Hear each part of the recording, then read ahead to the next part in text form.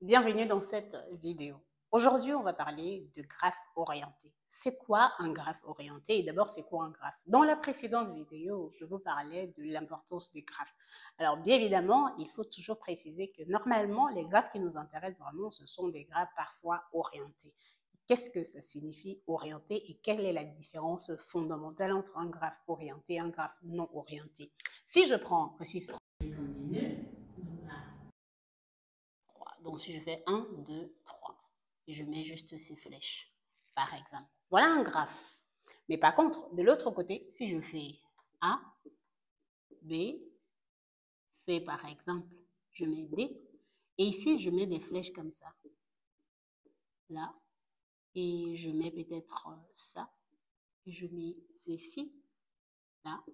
Alors là, pour d'un coup, ça, c'est un graphe orienté.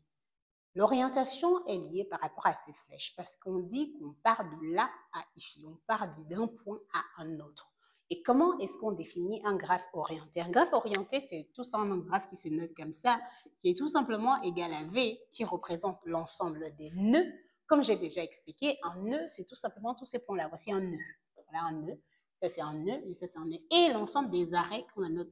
Ok, normalement, vous pouvez voir pourquoi V, pourquoi pas N. V, tout simplement parce que généralement, on parle des vertices et tout ça qu'on va voir en anglais. Donc, généralement, on note un graphe comme le graphe qui représente l'ensemble des nœuds qui contient deux ensembles, l'ensemble des nœuds et l'ensemble des arrêts. Maintenant, dans les graphes orientés, on va parler de l'arc ou des arcs.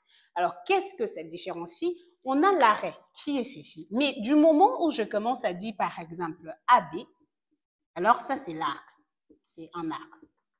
Non, tout simplement parce que ceci me permet de dire que la flèche qu'on a principalement, qui part de A à B, représente l'arc. Donc, on a un point de départ qui est A, qui est le nœud de départ, et le nœud d'arrivée qui est B. Maintenant, dans un graphe, on va être capable du coup de compter ce qu'on va appeler les degrés extérieurs ou demi-degrés extérieurs et demi-degrés intérieurs.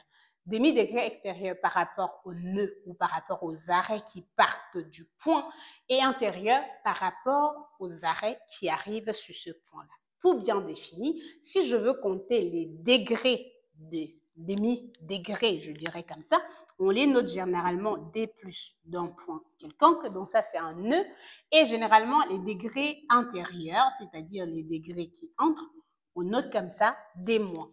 Donc, pour bien comprendre ce principe, commençons par ici, il était question d'abord de comprendre que dans un graphe orienté, vous avez donc les flèches qui orientent, comme on peut le comprendre de façon simple.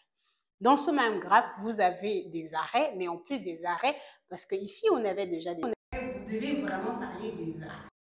Ça représente justement le fait que quand vous avez cette flèche qui normalement est l'arrêt, et le fait d'avoir la flèche qui est orientée et partant d'un point A, par exemple, à un point B, pardon, ça vous donne l'arrêt. Donc maintenant, si je reviens, je parle de ce qui représente le demi-degré extérieur, les nœuds ou les arrêts, pardon, ou les arcs qui partent du point là, et des demi-degrés intérieurs, les arrêts des arcs, pardon, qui arrivent sur l'arrêt. Donc, si on veut regarder, dans notre exemple, les D plus de A, par exemple, c'est quoi? Les D plus de B, c'est quoi? Les D plus de C, c'est quoi? Et le D plus de D, c'est quoi? Avant de continuer, je vous rappelle, j'ai un challenge que je vais vous dire à la fin de la vidéo. Si vous avez envie de participer pour gagner à ce challenge-là, restez jusqu'à la fin de la vidéo et je vais tout simplement parler du challenge avec vous. Donc, pour continuer, le D plus de A, on va regarder les nœuds qui partent de A, on a, pardon, les arcs qui partent de A, on a celui-là qui part à D, on a ça. Donc, on a tout simplement deux. Maintenant, si on regarde pour B, qu'est-ce qui part de B? Vous voyez, on a cette flèche-là qui fait deux sens. Ça veut tout simplement dire qu'on pouvait un peu le rédiger dans un autre cas, un peu comme si on avait ça. Donc ça et ceci. Donc en fait, on a un nœud, on a un arrêt, pardon, un arc qui part de là. Maintenant, si on regarde C, qu'est-ce qui part de C? On a ce qui va à D et on a ce qui part tout simplement d'ici pour aller à D. Donc, on a 2. Et maintenant, pour ce qui concerne D, bah, on a 0 parce que rien ne part de D. On a quelque chose qui arrive à D, mais il n'y a rien qui part de D. Donc, on a tout simplement 0. Maintenant, si on veut regarder les demi-nœuds extérieurs, c'est-à-dire que les arcs qui arrivent sur le nœud, à ce moment-là, qu'est-ce qu'on va avoir? Je regarde le D- de A, pardon, ça c'est le D- de A, le D- de B, le D- de C et le D- de D. Alors, les nœuds qui arrivent sur A, ben, on n'en a pas. Donc, du coup, on n'a rien. Vous voyez les flèches, il n'y a rien, pardon, il n'y a aucun arrêt ou il n'y a aucun arc qui arrive sur A. Et donc, on n'est pas capable de former quelque chose comme qui se termine par A, parce que ça, c'est le nœud de départ et ça, c'est le nœud d'arrivée. Donc, départ, arrivée. Et vous voyez qu'on n'a aucune possibilité de former quelque chose comme ça qui se termine par A dans notre cas, parce que la flèche ne termine pas sur A.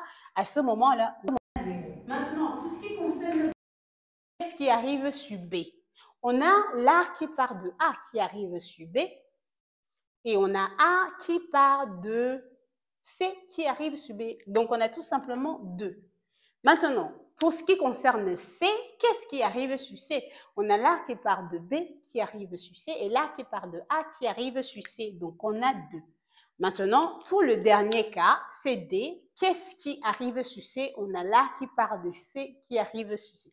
On a tout simplement 2. Pardon, 0, 1. C'est pas 1. Donc là, on a tout simplement comment est-ce qu'on peut voir le demi-degré, parce que là, dans une autre vidéo, on va parler justement du degré d'un nœud. Là, si on a regardé que les demi-degrés extérieurs et intérieurs, et avec ces demi-degrés, vous voyez qu'on est capable tout simplement de regarder l'arrêt qui arrive avec la définition plutôt de arc. Qu'est-ce qui arrive? C'est ça qui va être défini comme le demi-nœud, demi-degré intérieur. Pardon, extérieur, et ce qui part de l'arrêt, ça va être demi-degré extérieur. Donc, si vous avez compris, si la notion, vous l'avez déjà vue en cours et que si c'est la première fois que vous voyez cette vidéo, n'hésitez pas à me dire en commentaire et n'hésitez pas à poser des questions en commentaire. Pour rappel, qu'est-ce qu'il s'agit pour ce challenge-là? Si vous avez envie de gagner 1 heure avec moi gratuitement pour avoir un cours, une discussion ou un coaching, alors n'hésitez pas à faire un commentaire. À la fin de la semaine, je vais choisir le gagnant parmi les gens qui ont commenté et à ce moment-là, je vais tout simplement demander au gagnant de me contacter et à ce moment, on va organiser la discussion ensemble. Mais surtout, n'hésitez pas de commenter, de partager les vidéos, mais aussi d'inviter des personnes à suivre la chaîne YouTube. Mais aussi, une recommandation à la fin, si vous avez envie de voir d'autres types de contenus et que ça vous intéresse, n'hésitez pas à me dire en commentaire. Je prends en considération vos remarques pour les prochaines vidéos et à très bientôt.